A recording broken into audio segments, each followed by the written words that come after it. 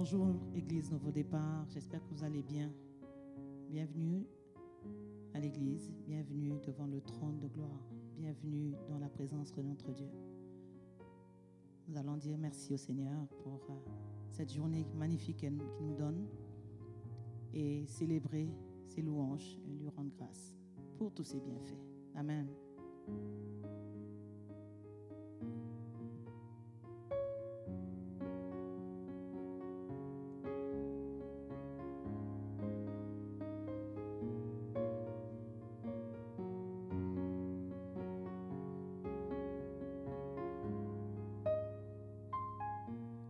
Assis dans le ciel, ton trône éternel, tu règnes à jamais.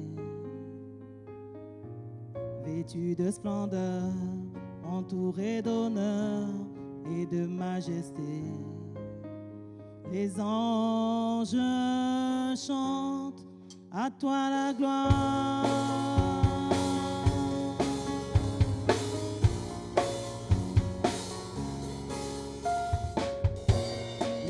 Et les mers, la vie, la lumière nous parlent de toi.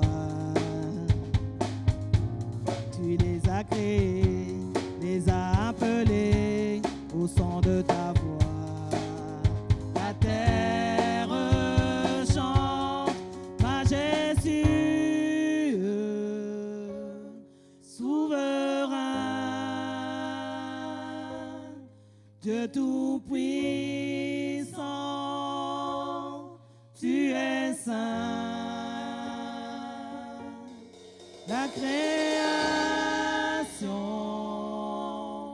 loue ton nom,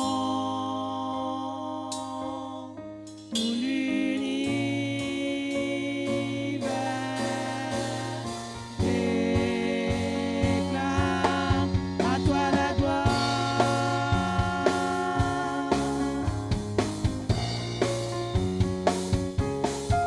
Ensemble, ô roi serviteur, tu vas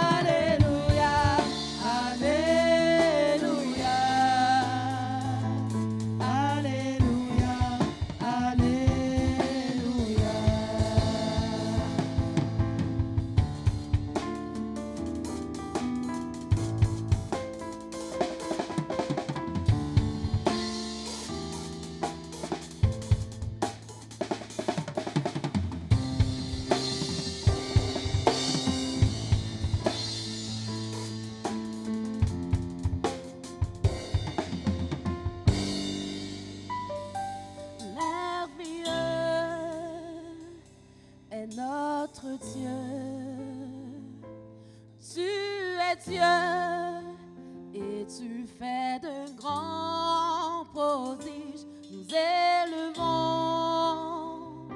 ton nom si grand, prosterné, nous t'adorons. Merveilleux, merveilleux, Merveilleux est notre Dieu. tu es Dieu. Tu es Dieu et tu fais de grands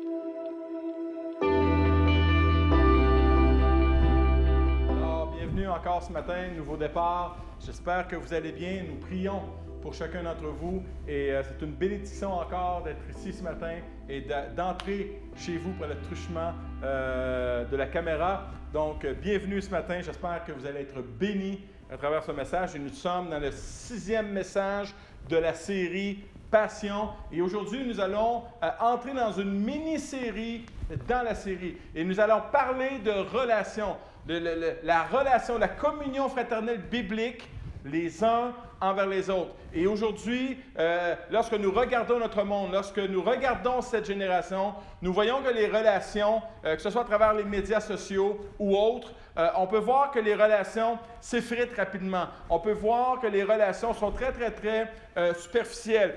Comme le décrit cette définition de l'amitié à l'ère des médias sociaux, quelqu'un a dit « Un ami est quelqu'un que tu connais bien ou peu, voire même pas du tout, mais qui accepte ta demande d'amitié sur Facebook et qui like tes photos, mais qui a aussi la liberté de te flusher de ses amis. » Donc, aujourd'hui, les relations ne valent plus signifier, ne valent plus dire nécessairement ce qu'elles voulaient dire autrefois. Et nous allons voir que David est un homme selon le cœur de Dieu, mais nous oublions aussi souvent que David était aussi un homme passionné pour le peuple de Dieu.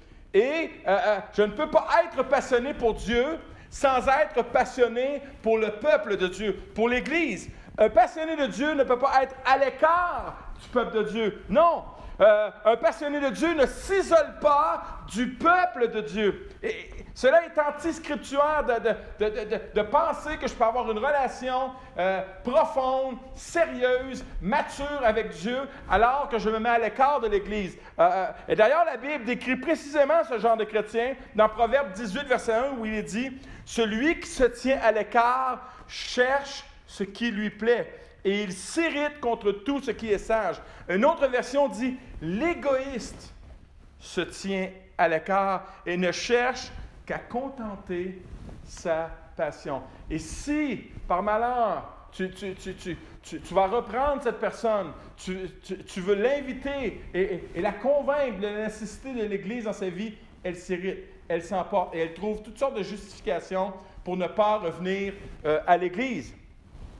Mais le contraire, le passionné de Dieu fréquente le peuple de Dieu autant qu'il le peut. Sa passion pour Dieu l'amène inévitablement à être passionné pour le peuple de Dieu. En fait, le passionné de Dieu est l'ami du peuple de Dieu.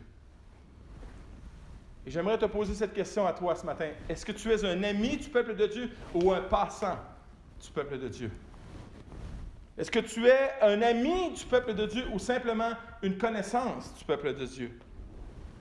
Le passionné de Dieu n'est pas un individualiste. Le passionné de Dieu ne pense pas qu'à lui-même. Le passionné de Dieu n'est pas superficiel dans ses relations avec les autres. La superficialité ne fait pas partie de sa vie dans les relations qu'il a avec les autres. D'ailleurs, dans Matthieu, chapitre 10, verset 27, il dit ceci, « Tu aimeras le Seigneur ton Dieu de tout ton cœur, de toute ton âme, de toute ta force et de toute ta pensée, et ton prochain comme toi-même. » Si la base de nos relations est l'amour, alors où est la passion? Est-ce que ma passion est simplement le dimanche matin? Et pour le restant de la semaine, je n'ai pas de relation avec aucun membre du peuple de Dieu? Où est la profondeur de nos relations? Où est la confession les uns les autres? Le passionné de Dieu n'est pas le dernier entré dans l'Église, ni le premier sorti de l'Église. Il aime les relations. D'ailleurs, 1 Pierre, chapitre 1, verset 22, nous dit « Aimez-vous passionnément les uns les autres de tout votre cœur. » Bob Gass le dit en ce sens. Quand on aime vraiment, l'autre est toujours important. L'autre, c'est l'autre. L'autre, ce n'est pas moi, c'est l'autre. L'autre, c'est la personne qui est en dehors de moi. Le passionné ne peut pas aimer seulement Dieu, car aimer Dieu, c'est aussi aimer l'autre. Aimer Dieu, c'est aussi aimer le peuple de Dieu. Le passionné de Dieu est un ami passionné par les relations qu'il peut et qu'il veut établir avec les autres. J'aimerais vous dire que le passionné de Dieu prend soin de ses relations. Pourquoi? Parce que les relations sont très, très, très importantes pour lui. Je le dirais comme ceci, le passionné de Dieu est un passionné de l'autre. Il n'est pas juste passionné de l'autre le dimanche. Le passionné de Dieu, qu'est-ce qu'il fait? Il va provoquer les circonstances. Il va créer des événements pour avoir des rencontres afin d'être avec l'autre. Il va inviter des gens à souper chez lui. Il va créer des événements, des situations, parce qu'il aime être en relation avec les autres. Il prend souvent l'initiative. Le passionné de Dieu n'est pas indépendant, mais bien dépendant des autres. Il a besoin d'être en relation avec les autres. Il a besoin des autres. Il a littéralement une passion pour le peuple de Dieu, une préoccupation pour le peuple de Dieu. Et pour David, il n'y a pas de place dans sa vie pour le je m'en foutisme, pour l'indifférence. David a un cœur pour l'autre. Il a un cœur pour celui qui se sent menacé. Il a un cœur pour celui qui est dans une situation difficile ou que l'autre personne est prise au piège. Et vous savez, il l'a expérimenté en prenant soin de ses brebis. Et on va le voir plus loin dans le message. Même David avait une relation avec les brebis qu'il gardait. David n'est pas de ceux qui ne font que prier pour les autres. Le passionné de Dieu ne fait pas juste de prier. Il est bien de prier pour l'autre, mais la prière n'est pas une échappatoire pour ne rien faire pour l'autre ou pour ne pas avoir de relation avec l'autre. Est-ce que David priait pour ses frères et pour le peuple et pour le roi? Le connaissant? Probablement. Mais David est aussi un homme d'action. Il veut être celui qui est directement impliqué pour manifester ce que Dieu ferait pour l'autre. D'ailleurs, le pasteur allemand Dietrich Bonhoeffer, mort en martyr, a dit ceci: « Le but de l'amitié dépend exclusivement de ce que Dieu veut pour l'autre personne. » Bien-aimés, qu'elle serait belle, l'Église, si dans nos relations les uns vers les autres, nous pourrions nous poser ces questions. Qu'est-ce que Dieu veut faire pour cette personne? En quoi puis-je le faire en son nom? Serais-je une réponse à sa prière? Et nous allons entrer dans la vie de David. Alors que David est un jeune adolescent qui prend soin de ses brebis, son père l'envoie aller voir ses frères qui sont sur le champ de bataille. Et au moment où il arrive, il entend Goliath qui défie, qui menace. Mais il voit en même temps le peuple de Dieu qui est terrifié, qui est paralysé par la menace de ce Goliath. Et mon premier point ce dimanche serait: David est concerné par le peuple de Dieu. 1 Samuel 17-22 nous dit ceci: David remit les objets qu'il portait entre les mains du gardien des bagages et courut vers les rangs de l'armée. Aussitôt arrivé, rien de bien, il est préoccupé, il est concerné. Il demanda à ses frères comment ils se portaient. Le passionné ne demande pas comment ça va d'une manière machinale. Et après ce point, vous ne verrez plus jamais le comment ça va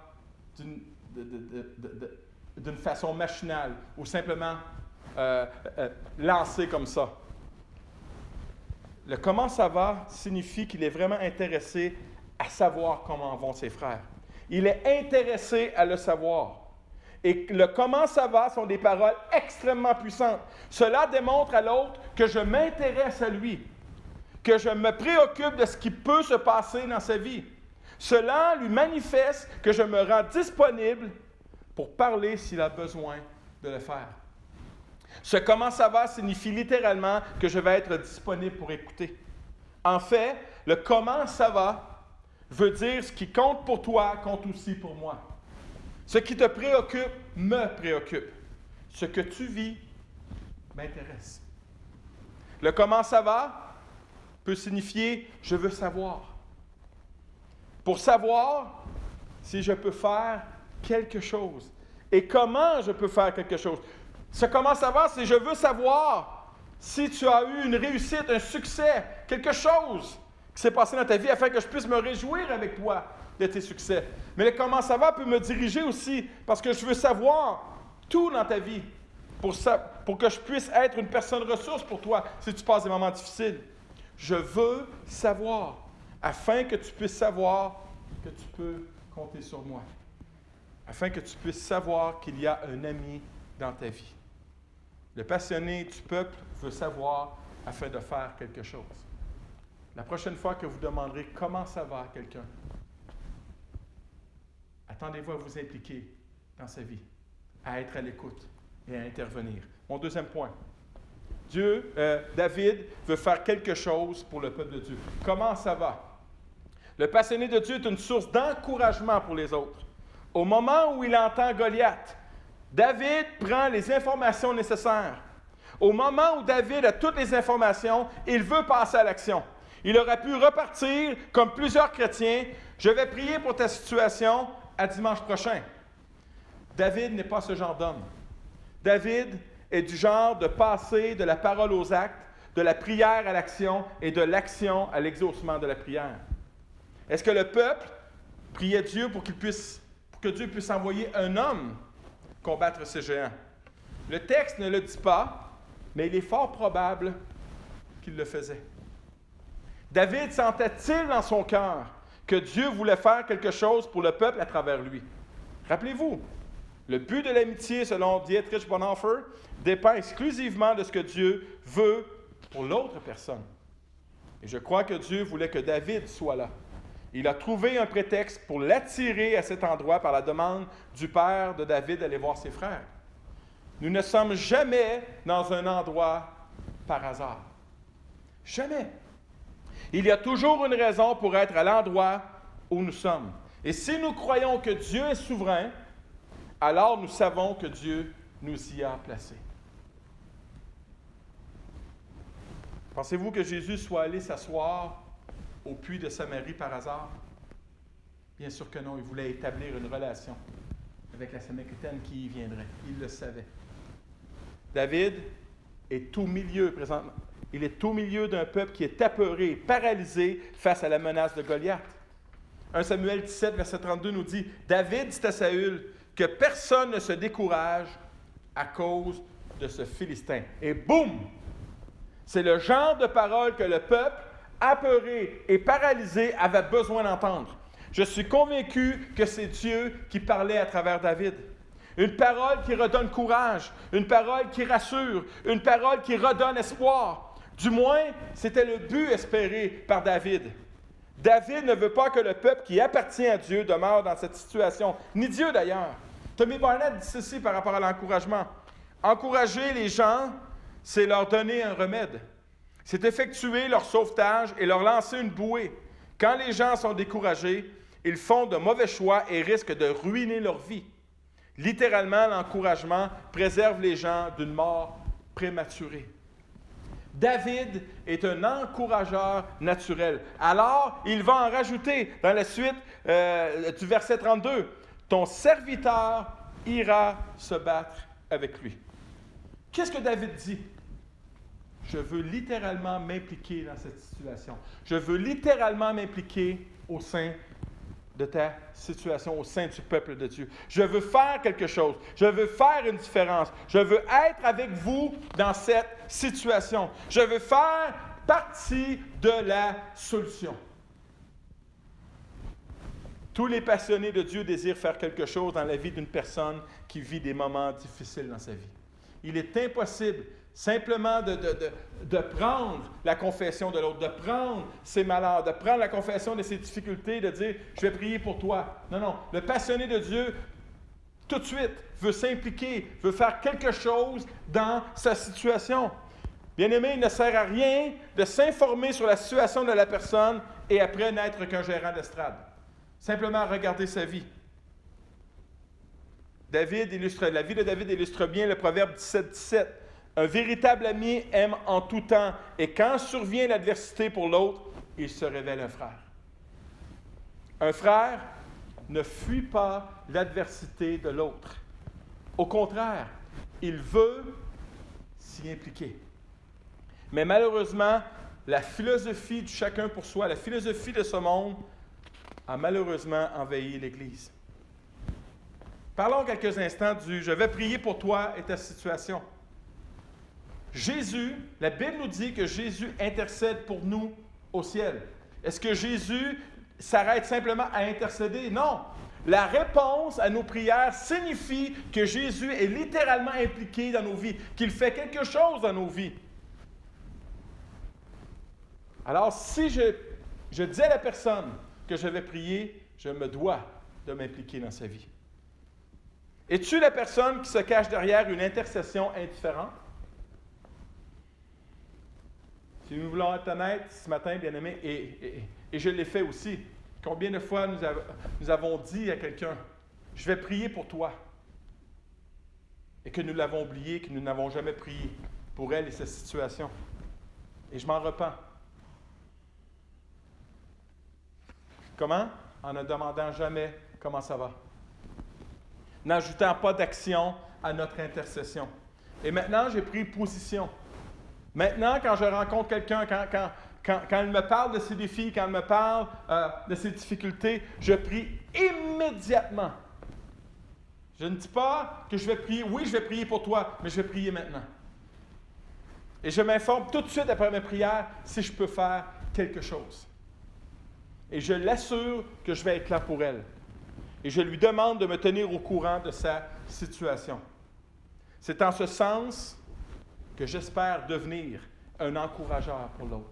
C'est en ce sens que je manifeste ma passion pour le peuple de Dieu, pour les membres du peuple de Dieu. Et je crois que c'est cela une Église passionnée pour Dieu et pour l'autre. Nous sommes là les uns les autres. Nous faisons front commun les uns pour les autres. Nous ne laissons personne derrière avec sa situation difficile. Il est impossible pour une Église de croître dans leur relation en se voyant simplement le dimanche. Impossible. Ou à la réunion de prière. David a fait front commun pour Dieu, mais aussi pour le peuple. Et cela se voit et s'entend dans son témoignage au roi Saül. 1 Samuel, chapitre 17, versets 34 et 36. David dit à Saül, « Ton serviteur faisait paître les brebis de son père, et quand un lion ou un ours venait enlever une du troupeau, je courais après lui, je le frappais et j'arrachais la brebis de sa gueule. S'il se dressait contre moi, je le saisissais par la gorge, je le frappais et je le tuais. C'est ainsi que ton serviteur a terrassé le lion et l'ours, et il en sera de même du Philistin, de cet incirconcis, comme l'un d'eux, car il a insulté l'armée du Dieu vivant. » David ne laisse pas le peuple de Dieu se faire insulter et être dans une situation où il est paralysé. Et c'est un témoignage qui sert d'encouragement. As-tu un témoignage qui peut servir d'encouragement? Il n'est pas question, et c'est comme si David disait, il n'est pas question de laisser la situation s'envenimer. Il faut mettre un terme à cela. C'est le moment du « ça suffit ». Je vais m'impliquer avec toi. Je veux m'impliquer avec le peuple afin que ça prenne fin. Il va plus loin, verset 37. David dit encore, « L'Éternel qui m'a délivré de la griffe du lion et de la patte de l'ours me délivrera aussi de la main de ce Philistin. » Et Saül dit à David, « Va et que l'Éternel soit avec toi. » David témoigne. Et son témoignage devient un encouragement au point où Saül va dire, « Vas-y, vas-y. » David a confiance en Dieu. Et peut-être que la personne avec qui tu rentres en relation, qui vit des difficultés, n'a plus confiance en Dieu. Mais elle a besoin d'avoir une relation avec une personne qui a confiance encore en Dieu. David a confiance en Dieu. Pour David, il n'est pas question que le peuple demeure dans cette situation. Il s'informe, il témoigne, il partage sa foi en Dieu, il partage que Dieu a agi dans ces situations passées et qu'il en est sorti vainqueur. Bien-aimé, ton témoignage peut encourager quelqu'un. Ton témoignage peut aider quelqu'un à se sortir de la situation. Et bien souvent, les épreuves que nous vivons, les tentations que nous vivons, les situations difficiles que nous vivons sont communes à tous. Il y a beaucoup de ressemblances. Alors, mon témoignage peut encourager quelqu'un, mais je ne peux pas le faire si je reste simplement au stade de « je vais prier pour toi ». Sa passion pour le peuple va au-delà de juste « je vais penser à vous ». Mon troisième point. David prend en main la situation du peuple de Dieu. J'ai vu le film Hacksaw Ridge, qui est une biographie d'un homme chrétien qui joint l'armée américaine et qui, pour lui, selon sa foi, il ne veut pas avoir d'armes parce que, selon sa foi, il ne peut tuer personne. Et tout le monde le méprise, tout le monde se moque de lui, et même à un moment donné, il y a 4-5 personnes dans son baraquement qui littéralement le battent pratiquement à mort. Et au moment où les bombardements, il est sur le terrain, sur le champ de bataille, au moment où les bombardements, l'armée se retire pour capituler. Et lui, durant la nuit, qu'est-ce qu'il fait? Il sait, il entend les cris, il sait qu'il y a des gens, que ses frères d'armes sont encore là. Et il commence à gravir la montagne pour aller les chercher un à un. Et à chaque fois, il prie le Seigneur, encore un de plus, Seigneur. Encore un de plus, Seigneur. Et il a sauvé jusqu'à 75 soldats. Il a reçu la médaille d'honneur par le président Harry S. Truman pour avoir sauvé 75 soldats. Il est décédé en 2006 à l'âge de 87 ans. Malgré le mépris, malgré tout ce qu'il avait vécu. Et David a vécu la même chose avec ses frères, le mépris, les accusations gratuites. Mais il était resté. Pourquoi? Parce qu'il voulait s'impliquer. Il voulait une relation. Il voulait s'impliquer au sein du peuple de Dieu. 1 Samuel 17,40 nous dit « Il prit en main son bâton, choisit le torrent, 5 pierres polies, et les mit dans sa jubossière de berger et dans sa poche. Puis, sa fronde à la main, il s'avança contre le Philistin. » Au nom de Dieu et pour le peuple. Il avance aux yeux de tout le peuple de Dieu. Il n'est pas question pour lui que la situation perdure. Il veut démontrer au peuple que Dieu est encore capable. David est littéralement le courage qui manque au peuple découragé. Tu peux être le courage pour celui ou pour celle qui manque de courage. David est la force qui manque au peuple paralysé. David a la foi en Dieu qui manque au peuple de Dieu. Tu peux être ces choses pour l'autre. David est sans jugement, sans mépris, sans prétention. Il veut juste s'impliquer dans la situation du peuple. Il est très, très, très humble. Il est cette main tendue vers le défi qui paralyse le peuple. David veut faire la différence dans la situation du peuple. Est-ce que tu veux faire la différence dans la vie de l'autre? Par son action, David veut redonner du courage au peuple. David veut manifester sa foi en Dieu devant le peuple. Il veut que le peuple voie de ses yeux que Dieu est encore capable.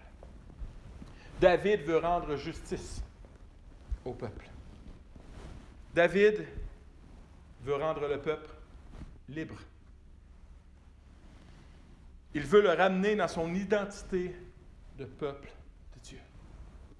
Mais en fait, pour dire vrai, c'est Dieu qui agit au travers de David. Et Dieu veut agir au travers de toi pour l'autre. David, l'homme selon le cœur de Dieu, par son action, David rend Dieu visible en chair et en os. Tu peux rendre visible Dieu en chair et en os en t'impliquant dans la vie de l'autre. David fait littéralement pour le peuple ce que Dieu veut faire pour le peuple. Le passionné du peuple de Dieu n'est pas la personne qui prie seulement, mais c'est la personne qui passe à l'action parce que c'est la personne qui prie. Thomas à Kempis a dit ceci: « Au jour du jugement, on ne vous demandera pas ce que nous avons lu, mais bien ce que nous avons fait. » Mon dernier point. David est une inspiration pour le peuple. Toujours au chapitre 17 de 1 Samuel, les versets 48 à 51. Aussitôt que le Philistin se mit en mouvement pour marcher au-devant de David, David courut sur le champ de bataille à la rencontre du Philistin. Il mit la main dans sa jubossière, il prit une pierre et la lança avec sa fronde. Il frappa le Philistin au front et la pierre s'enfonça dans le front du Philistin qui tomba le visage contre terre. Ainsi, avec une fronde et une pierre, David fut plus fort que le Philistin. Il le terrassa et lui ôta la vie, sans avoir d'épée à la main. Il courut, s'arrêta près du Philistin, se saisit de son épée qu'il tira du fourreau, le tua et lui coupa la tête. Les Philistins, voyant que leur héros était mort, prirent la fuite. Si les Philistins ont vu que leur héros avait été abattu, le peuple de Dieu a vu la même chose aussi. Et regardez bien la réaction du peuple de Dieu au verset 52. Et les hommes d'Israël et de Juda poussèrent des cris et allèrent à la poursuite des Philistins. Avant que David intervienne, le peuple était replié, le peuple était apeuré, le peuple était paralysé. Mais David, en s'impliquant dans leur situation, déparalyse le peuple, donne du courage au peuple, inspire le peuple, et le peuple qui était atterré dans ses tentes sort pour aller combattre les Philistins. Wow! Le passionné de Dieu est une source d'inspiration et de courage pour les autres. Et tu peux être cette personne qui peut devenir courage et inspiration pour l'autre. Ta foi en Dieu ne doit pas rabaisser les autres, mais bien inspirer les autres. Ta foi en Dieu doit servir à édifier le peuple de Dieu, doit servir à édifier l'autre et à l'élever au niveau où il doit être. Mais cela ne peut se faire que dans la mesure où nous sommes passionnés de Dieu et passionnés pour son peuple et passionnés pour l'autre. Alors, je te poserai la question en terminant mon message. Est-ce que tu es le chrétien isolé ou le chrétien impliqué? Est-ce que tu es le chrétien qui prie seulement ou tu es le chrétien qui prie et qui agit? Tu peux être celui, au nom de Dieu, qui peut faire la différence dans la vie de l'autre. Tu peux être Dieu en chair et en os pour la vie de l'autre. Tu peux être littéralement parole de Dieu et la déposer dans la vie de l'autre. Je t'encourage dans les prochains jours de téléphoner un frère, une sœur, de lui demander comment ça va, réellement, comment ça va. Bien-aimé, il est temps pour cette Église d'être plus qu'une Église du dimanche, plus qu'une Église du mardi, mais d'une Église qui est impliquée dans la vie des uns et des autres. Et je crois que c'est ça, l'Église de Jésus-Christ. Quand on va lire Actes chapitre 2, nous voyons que dans les 4 colonnes qui formaient l'Église, il y avait la communion fraternelle. La communion fraternelle, c'était beaucoup plus qu'un simple culte du dimanche matin ou une simple réunion de prière. Il y avait une relation profonde. Les gens étaient impliqués dans la vie des autres. Et je crois qu'un passionné de Dieu se doit obligatoirement et naturellement, moi je dirais spirituellement, d'être un passionné du peuple de Dieu, un passionné pour l'autre. Prions. Seigneur, merci pour ta parole. Merci pour cette histoire où on voit David qui n'a rien à voir. Il était dans les champs avec ses brebis, mais appelé par toi à aller sur le champ de bataille. Et David, inspiré par toi, qui décide et qui désire s'impliquer dans la situation du peuple de Dieu, une situation difficile, une situation paralysante. Et on voit l'influence, on voit le témoignage, on voit la foi, on voit un homme passionné pour le peuple de Dieu. Et je prie, Papa, que tu puisses nous communiquer cette passion qui vient de toi, pour un frère, pour une sœur, pour une famille. Je prie, Papa, que cette Église expérimente vraiment la communion fraternelle, Papa. Que la peur d'ouvrir notre cœur puisse faire place au courage. Et Papa, je prie, Seigneur Dieu, je prie que ton esprit puisse nous convaincre de sortir de notre isolement, de sortir de notre cachette, de notre tour doré et d'être vraiment transparent et honnête afin qu'on puisse s'impliquer dans la vie des uns et des autres. Papa, sois béni, sois glorifié. Au nom de Jésus. Amen. On se voit dimanche prochain.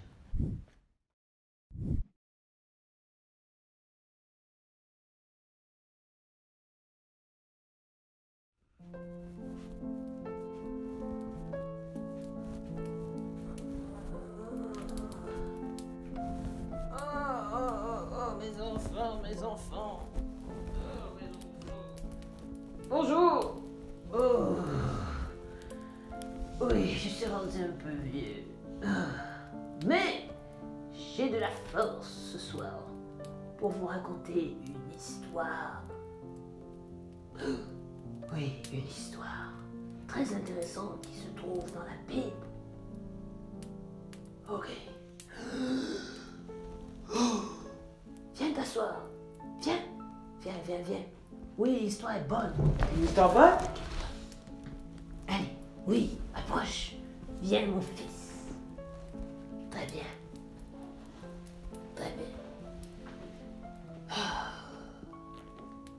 C'est une très belle histoire que je vais te raconter. Tu sais, oui. C'est une histoire qui n'est pas très connue. Ah non. Ah non? Elle parle d'un disciple de Jésus, Ah. dans le temps de Jésus.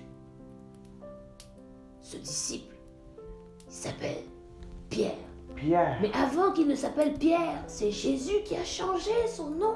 Ah bon? Alors je te raconte l'histoire du début. Est-ce que tu es prêt? Oui. Est-ce que tu es prêt? Est-ce que tu es prêt? Écoute-moi bien. On raconte l'histoire. Avant d'être nommé Pierre, c'était l'histoire d'un homme qui s'appelait Simon. Simon était un homme fort, Waouh. physiquement, car il pêchait. C'était un pêcheur de poissons. Et il fallait beaucoup de muscles pour soulever les filets remplis de poissons. Ah oui, ça c'est sûr. Il était également marié, donc il avait une belle femme.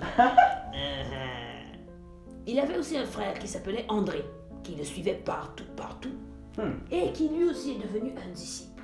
Mais Ah bon? on ne se concentre pas sur André, restons avec Simon. Ok. Ah papy. Pardonne-moi, hein, je n'ai pas le virus, mais je suis en pleine santé. Bien sûr. Où suis-je? Ah, voilà l'histoire. C'était lors d'un beau jour où Simon allait pêcher et espérait surtout récolter quelque chose, Beaucoup de car la poissons? veille, il n'avait attrapé aucun. Oh non. Il se préparait et montait sur son bateau lorsque Jésus, qui était au bord du lac, voulait monter à bord du bateau de Simon. Les deux étaient donc sur le bateau et Wow. Jésus parlait à la foule au loin. Il demanda à Simon de jeter ses filets pour attraper des poissons. Simon, bien des au gros début, filets. il doutait, puisque hier, il n'avait pas attrapé de poisson, mais décida de faire confiance à Jésus. Ah ça c'est bon. Le filet était tellement rempli que Simon demanda à des amis de l'aider à le soulever, Waouh, ça c'est beaucoup car de il y avait poissons. trop de poissons.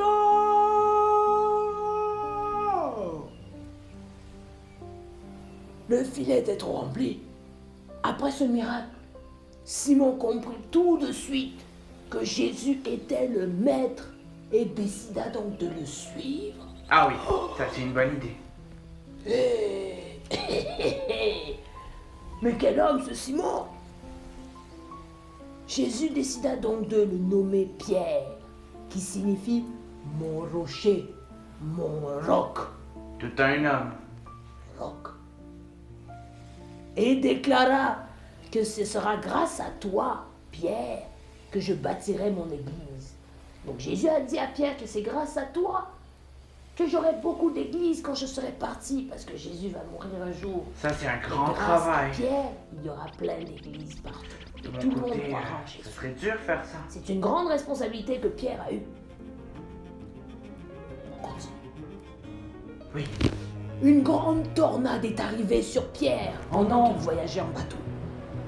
La tornade devenait de plus en plus grande. Oh non. Et Pierre ne savait pas quoi faire pour sauver le bateau de chavirer. Qu'est-ce qu'il va faire? À un moment, il aperçut une silhouette au loin.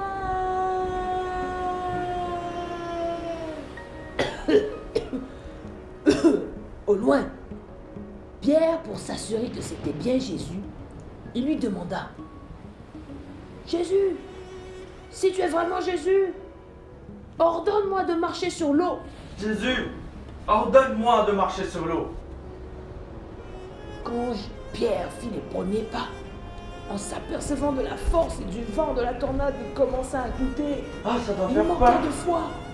Et Pierre coula. Oh non! Jésus le sauva de la noyade, Waouh! puisqu'il croyait en lui. Il savait qu'il aurait peur. Jésus savait tout. À ce moment-là, Très, très intelligent. Pierre comprit que Jésus était vraiment le Fils de Dieu, car il l'a sauvé de la noyade pendant qu'il marchait sur l'eau. Mais bien sûr. Gloire à Dieu. Mais si, tu es le Fils du Dieu vivant.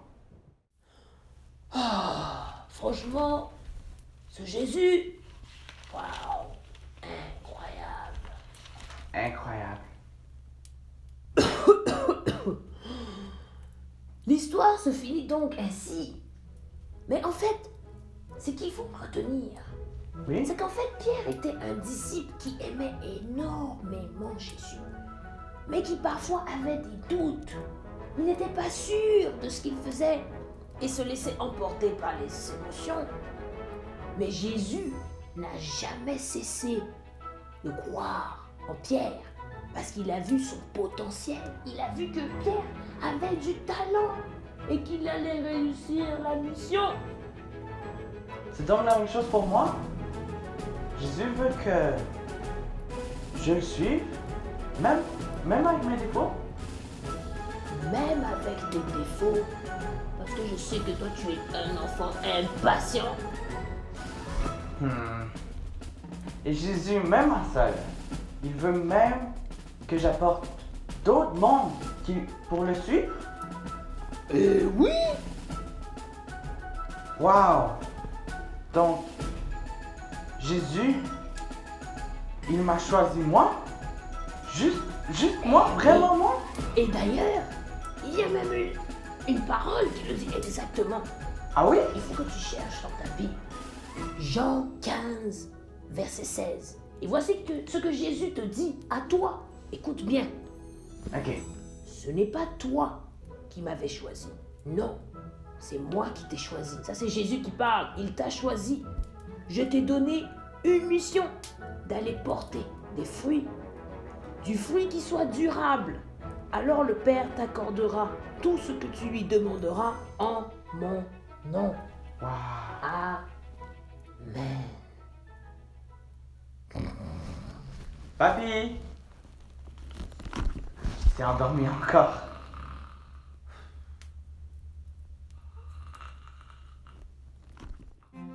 Pendant que papy dort, je vais t'expliquer ce que j'ai compris.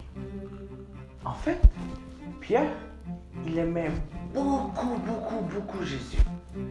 Et même si des fois il faisait des petits problèmes ou des fois il n'était pas la personne la meilleure au monde, il réussissait quand même à aider Jésus.